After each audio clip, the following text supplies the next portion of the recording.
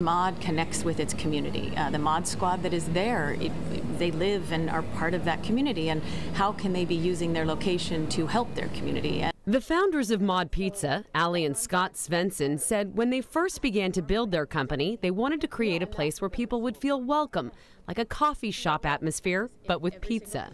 That was certainly the case for one young man named Isaac, who visited their Naperville, Illinois location almost daily.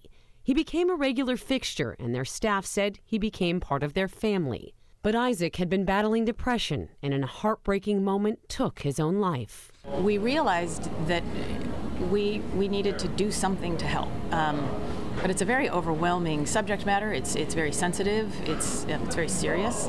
But we knew we had a platform that, if used correctly, could possibly really make a difference and help people.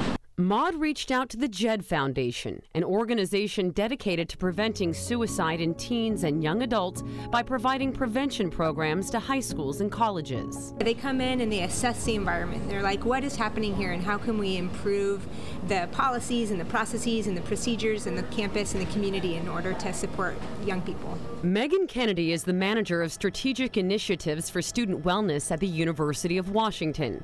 She says getting in touch with kids and young people in need is now more important than ever. Knowing that suicide is the second leading cause of death for young people 10 to 25 years old, this is really important. It was a real reminder through the Isaac story that these issues, we're just not talking about them the way we need to. We're not equipped with the tools to help protect ourselves and our loved ones. Recently, Mod created a pizza in Isaac's honor and has pledged to donate a minimum of $50,000 to the JED Foundation.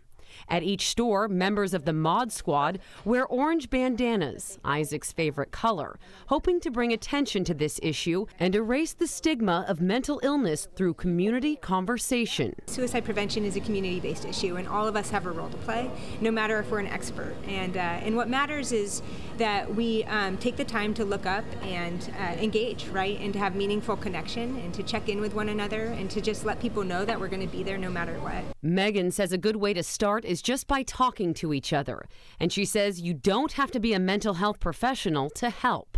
It's really important to be non-judgmental. It's really important to know how to listen, like really listen, and to be able to remember that it's not about providing like good advice or being an expert. It's just about being there to listen. In many ways, it's not that complicated. It starts with just connecting with somebody, the awareness that these are things we should be able to talk about, checking in with somebody, saying hello and asking how they are.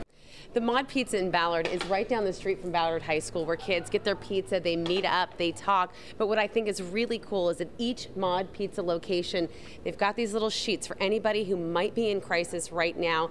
They've got all the information that anyone would need to talk to somebody at the JED Foundation. And we're going to have more on the JED Foundation on our website, king5.com. For HealthLink, I'm Amity Addrisi.